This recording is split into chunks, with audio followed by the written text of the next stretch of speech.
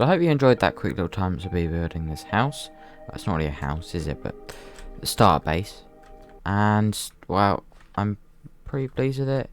It looks decent. I did buy the wool. If you're wondering, that came from Kai. I did mention it a while ago, but it's been a while, so you might not have seen that. I got it from him for some iron. And, yeah, I really like the deco in it. I got this kitchen unit. I got this idea from, I think it was a Pinterest post I saw when I was looking for furniture ideas. And I like how it uses the item frames with the slab to look like a handle kind of thing. And if I do eventually get a book and quill, I can name that statues, because we have a data pack. That means you can alternate statues and customize them more. And you can also make item frames invisible. And thinking about it, is there a trigger for it? A few moments later. Is that it? Ah, yeah. Okay. So the item frame has been made invisible. So if we do that, so you see triggers, if you do not know, are commands anyone can do in a Minecraft world. They are basically the only way of doing custom commands in Minecraft. And yeah, that looks pretty cool, so I'm going to leave it as that. I may try and get some for the top barrels, but we'll see. And I'm pleased with that then. And, well, as you can see in my hotbar, I have some iron tools and iron armour, but they're getting pretty low, and where I don't, I've got like stone tools and stuff. So I'm now going to go down for a rather long mining session. Try and get some diamonds and iron and coal and blah blah blah blah blah. Get everything basically, just to get sorted for a while when it comes to resources. And I'll speak to you when I have returned. Okay, never mind. I just remembered. There was something I wanted to do at the side here, which was make a kind of mini sweet berry orchard thing. So I'm going to get rid of these ones here, and I'm going to clear out some of the land here, and then come up with a kind of a mini design for an orchard row, and then I'll see you when I've done that. So I've now come up with the base design and done a little bit of prep of the area. So start off, I made this little like hedge fence going between this area over here and what's going to be the sweet berry area, just to give us some basic food if we ever need it, and primarily for decoration. And then I also made this little cliff here. Just integrated some stone I had left over from when I built this, and some cobble and some gravel, etc. I'm going to bring a path round, and then make some more of these going along here as a trim to the area on this side, and then I may move this field out of the way so I can then start off a path going that way for when I build over there. So with that said, I'm now going to finish off this area, and we'll see how it looks when it's done. So this area is pretty much done now. I've added some more of these in, as you would expect. But I've also added some bushes in around here, and I've removed the crops, and I'm hoping this will turn back to soil soon. Then I've got a hedge going around the back there. I do want to continue it around there, but I can't do that today as I've got to go. But hopefully we'll be able to get that done another time. And yeah, work something out off here, and I'm thinking maybe put a building here, but I'm not sure what yet, to be honest. I'm now going to go in the mines and try and find some more resources. Oh yeah, by the way, this is a new skin. It's a prototype. I'll show you a little bit more about it later. So after about maybe an hour of mining in total, this is what we've managed to get. Sadly no diamonds, and I can't believe I didn't find any at all. But I'm pleased with the amount of iron and stuff, and it's going to get me started in that respect with farms and stuff. So we're going to settle with this for mining for now. And, well, now we're going to have a look at my plans for the rest of this season. Just thought I'd let you know we did actually get some gifts from Slashy, so thank you very much for the gifts. And these are coming very useful, especially the nether ingot. But I will just put them in my storage for now, and we can use them later on. So then, a lot of the planning is done. And, well, I'm pretty pleased with how it's gone so far. It's slightly overwhelming, as I've cleared out all the trees so you can see all of it. But this will hopefully give you a rough idea of what I'm thinking. So this area here with the white wall, if we go down to it and my few notes and stuff here. So this is where the dock edge will be, because I'm pretty sure I mentioned it before, but I do plan on making a dock as my main project for at least this island before I move off of it. So this area will hopefully be the dock edge. First off, I want to try and build a fishing area over here, so some fishing boats off the side, then like fishing nets and shops selling fish and that kind of thing. Probably primarily decorative on this island here. Maybe have some villagers in it and make it safe. That could be a good idea. And then here will probably be the main area out of everything.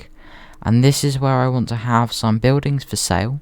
Because in this area, in this port, I want buildings that I can put for sale. So people can do their own interiors, or I can do them for them. Pre-done. And then they can build their shops in there. And then it will be my shopping area, but with a few other people's shops too. As we don't have a dedicated shopping area, I just want people to build them where they want, or they can do what I'm doing. There will also obviously be some decorative builds in it, as always. And then when we move down here, we got the brown wool as some rough paths, and then the cyan is a river, which I've definitely said about before. That's going to go down here, and then there is a little what's it called? My brain stopped working. Little like area there where we can have like the spring. And if you didn't realise already, this is a single player world just with the same seed. That's why I've been creative with all the wool and stuff. And then just to give you a bit of context where the stuff is, my tent is there, Kaizini's stuff is there, Victor is there, and then I don't think it's been in my videos, but Jason and Old Man Farts are there. Other than that, we have this darker blue, which I'm not sure whether we will do yet. I'm hoping we'll, because it'll be pretty cool, but I'm thinking maybe like almost a miniature lake that connects to the river. And then the black wool is a rough border of where I'm going to build. That's primarily just to let other people know where I plan on going roughly up to. It may always change, but I just want to make sure I'm in cahoots with everyone else so we don't collide and stuff with our builds. That red wall there is a watermill. I'm pretty sure I've discussed that before, but that might be something I build and then sell on to Victor for one of his ideas, but we'll see about that. Then the paths are just continuing. I've tried to connect up people's bases where I'm 100% sure whose and where's they are for context and just to plan it out a bit more. Then in this area, I think this will expand a bit, but I'm not 100% sure how, because like just this bit down here, I want to have almost like a leisure dock that drops down, because this dock will not be at this height. This will probably go up to about here, I could imagine. So then we could have one that drops down and then just have some like speedboats and stuff, because I'm planning on it being kind of modern, but not all of the builds will be modern. There'll be older style builds like cottages and stuff, and then there'll be some modern builds and like that kind of thing. And then that'll be a lighthouse. I forgot to mention that bit. Yeah, this is going to be a lighthouse. This is one of the first things I thought of doing, because I think a lighthouse on that corner there, it will be propped up. I want to have like, because this yellow wall is going to be, it's in these like positions here because I want to have it as a cliff edge where the yellow wall is, because it will be, well, I'm using yellow wall because it's a good way of signifying it, and then the cliffs are useful for dividing up areas and just almost filling in spaces really. And then obviously adding to builds in other ways. So like here I want to have the lighthouse on a cliff, so we'll have cliff down the side, and then like around the back there'll just be a path leading down or something on there. And then obviously having the dock carry on around here, same thing that's over there really. Have some boats along the edge on occasion. And then I definitely will want to make this a bit deeper and really fill out the space underwater.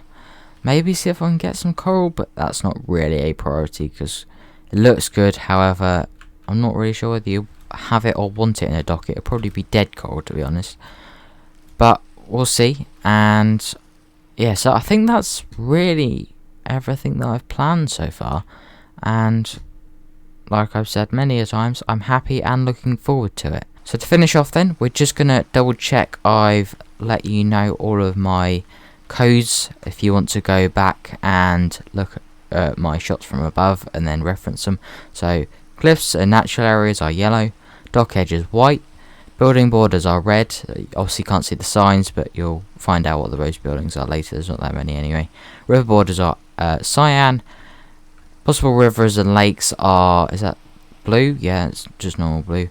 And then rough border edges to where I'm going to be building are in the black, and then paths are brown. Paths, obviously there's going to be way more paths than that, but they are primarily the paths to link bases, because the river and the paths are what going to link our bases by foot, I'm hoping. So that's what that's there for.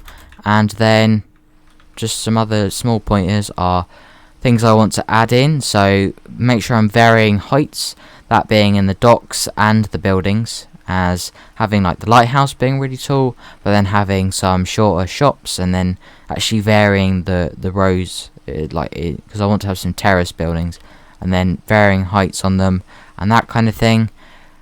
Varying palettes, however, having similarities throughout. So something I will more than likely do is end up using a lot of spruce. I like spruce too much, so it'll probably be the thing I continue through, but it's just an example. Varying overall size, so we'll have some smaller buildings, we'll have some larger ones. I might try and build some kind of community building in this area, but we'll have to see.